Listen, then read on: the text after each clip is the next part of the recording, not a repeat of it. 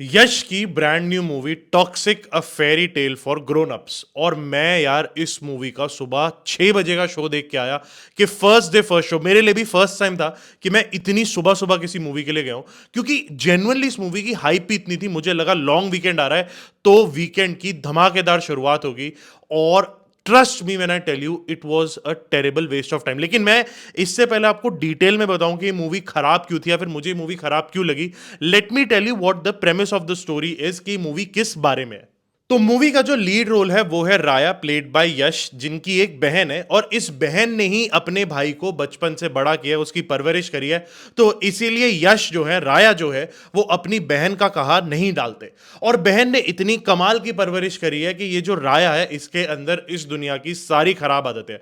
वो सिगरेट पीता है, शराब पीता है, ड्रग्स करता है और फिर चाहे गर्लफ्रेंड हो या फिर फियांसे हो, वो सब पे चीट करता है। और चीट करने के बाद हर एक को एक लाइन बोल देता है, that morality doesn't suit me.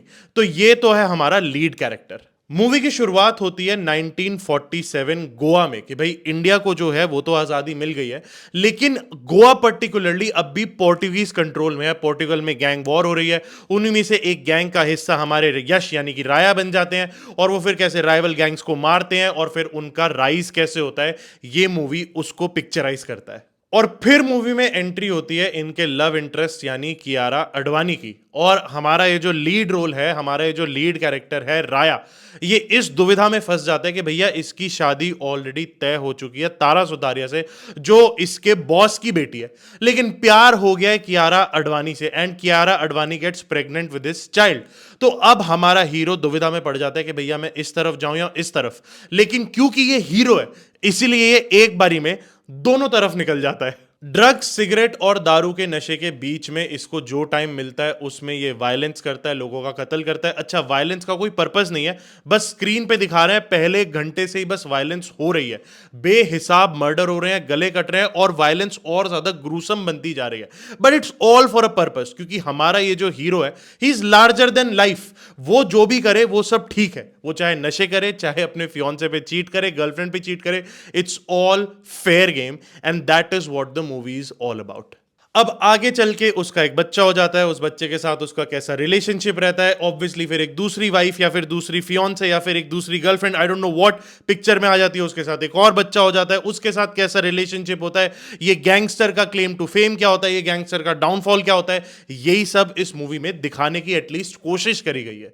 और अब अगर मैं बात करूं मूवी के ओवरऑल एक्सपीरियंस की, तो मैं एक ही चीज बोलना चाहता हूं, that it was a terrible waste of time, waste of talent, waste of money. मतलब मेरा लॉन्ग वीकेंड की ये जो सुबह की शुरुआत थी वो ऐसी बर्बाद हुई है that I can honestly put this movie in the top 5 worst movies of this year. क्योंकि बेहिसाब वायलेंस और नॉनसेंसिकल वायलेंस के बाद जब आप किसी तरह इंटरवल तक पहुंचते हो, आपको लगता है कि यार मुझे थोड़ी राहत मिलेगी, लेकिन इंटरवल के बाद शुरू हो जाता है यश का double role, but this time without the beard. और ये डबल रोल मिलके आपको देके चला जाता है डबल द हेडेक। और जैसे ये मूवी खत्म होती है आपके मन में बहुत सारे सवाल आते हैं, एटलीस्ट मेरे मन में तो आए थे।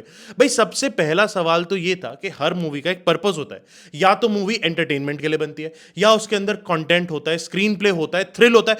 इस मूवी में ऐसा कोई भी एलिमेंट था ही नहीं, तो इस मूवी का पर्पस क्या था? और दूसरा सवाल कि मूवी बनाई किसके लिए गई है? भाई फैमिली के साथ इसे आप देख नहीं सकते, अकेले आप इसको झेल नहीं सकते, तो कौन लोग हैं, कौन सी वो खास ऑडियंस है जिसके लिए आपने ये मूवी बनाई है? एंड आई नो बहुत सारे जो यश के फैंस हैं वो इस बात से ऑफेंड होंगे या फिर वो आके कमेंट्स में बोलेंगे कि नहीं आपको शायद समझ नहीं आया इस मूवी का, आपको ये वाला एलिमेंट समझ नहीं आया। मैं क्लियरली समझा देता हूँ, मूवी कोई रॉकेट साइंस नहीं है। इस मूवी के अंदर कोई भी ऐसी चीज नहीं है जो आपको समझना है। It is a simple story and simply a terrible story that I truly hated through out.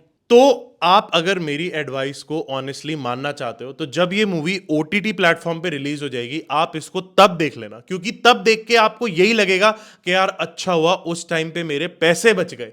क्योंकि अगर आप इस वीकेंड पे, ये जो लॉन्ग वीकेंड है, टेम्पटेशन को रेजिस्ट नहीं कर पाए और आप ये मूवी देखने चले गए, trust me your money is going to waste. In fact Toxic देखने के बाद मुझे ऐसा लग रहा है कि मैंने ऐसा कोई पाप कर लिया, ऐसा कोई अपराध कर लिया जिसका मुझे पश्चाताप करने वापस से हनुमान अंश देखनी पड़ेगी।